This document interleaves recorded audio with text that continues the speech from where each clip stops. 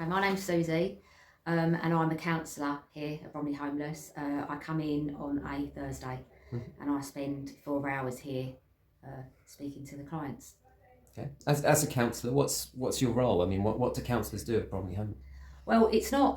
It's quite different in regard. It's not a clinical setting, which I think is quite helpful because the clients here are very vulnerable.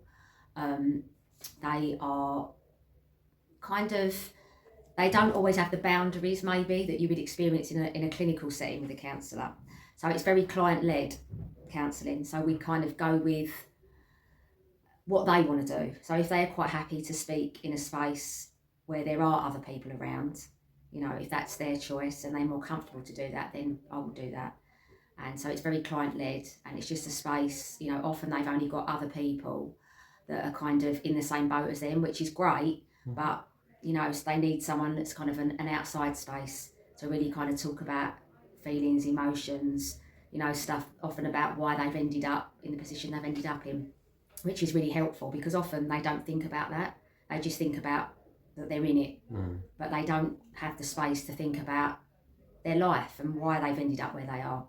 And kind of also, often they talk about the judgment that they experience from society, which is puts them in a difficult place, and it's a circle where they then feel judged, so therefore they don't want to speak, they push people away, and it kind of it all impacts. So being able to kind of really open up and sort of understand who they are and why they are where they are kind of helps them then to kind of push forward and maybe make some changes, even if they're just small changes. Oh, because quite a few people would wonder why Bromley Homeless, as a homeless charity, would need a counselling service. So, anyone that's new to it, like myself, why a counsellor is needed?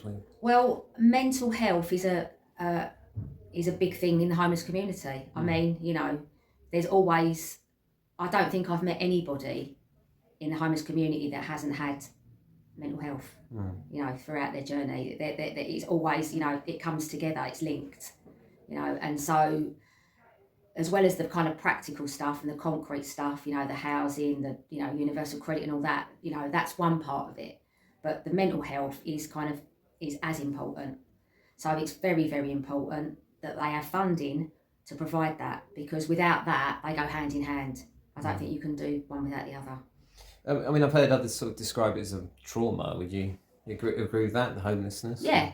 I mean, homelessness itself is traumatic, but often, I mean, there's a massive link with kind of abuse and homelessness, in their history, which often is left kind of unnoticed. So and obviously then if you're traumatised, you use coping mechanisms, which are often self-medication, so therefore, drink, drugs, all that sort of stuff. So it's all kind of hand in hand. So I think if we can improve mental health, it can improve, all the other addictions, and also just kind of sleeping rough. And it's about self-worth as well. I think when you feel heard, so if you come in here, if you've had a bad time, you come in here, just knowing that someone's going to listen to you, they're not going to judge you, they're not going to go and kind of talk about you to other people, which I find happens in the homeless community. I think it's a real safe space, and I think it can be really kind of uplifting for them, kind of moving forward for the rest of their day.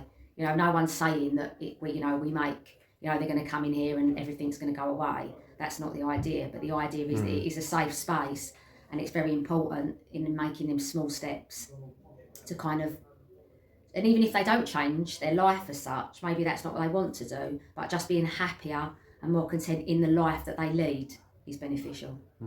And you described some of the sort of counselling things that you do. Is that mainly on a sort of one-to-one basis, or is groups together? It's a combination. It's a combination. So here, because it's not a clinical setting, it isn't your kind of 50-minute session, in the room, shut the door sort of thing. That is available. That is, what I do, but I have to adjust to what the client wants here, and that's what I follow. It's very client-led. So if someone wants a space, just them and me, then that's available. If somebody wants to talk within a group, then I can facilitate that. So it's very flexible. Obviously, just the only thing that does stay the same is obviously the boundaries within being a counsellor. You still keep within the boundaries. You're not talking about yourself. You're not. It's confidential as much as they want it to be. So it's still counselling, but we just go with what how they feel comfortable, because some of them don't want to be kind of in a room with a door shut. You know, that might be quite that might make them scared actually, because they're used to being out in the open on the street. They might feel quite fearful of that. So we want them to be in a space where they're comfortable. The best place for them to be able to open up, and if that means being in a group, then that's fine. If that means being in a room, just me and them, then that's also fine. So it's very flexible. Okay. And yourself, I mean, how long have you been working with Bromley Homeless? Me personally, I got to work for Bromley Homeless through working for another charity, which is Bromley Community Counselling. So I just saw people in a very clinical setting, you know, your 50-minute sessions. So it's very different for me. But I mean, I've embraced it and I actually love it. And it's something that I found now that I want to do moving forward.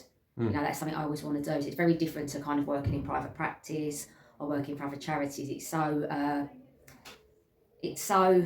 I don't know, unique, I'd say. Yeah, it really is, and I absolutely love it, and I will that's what I want to continue to do. Yeah. So I found what I enjoy.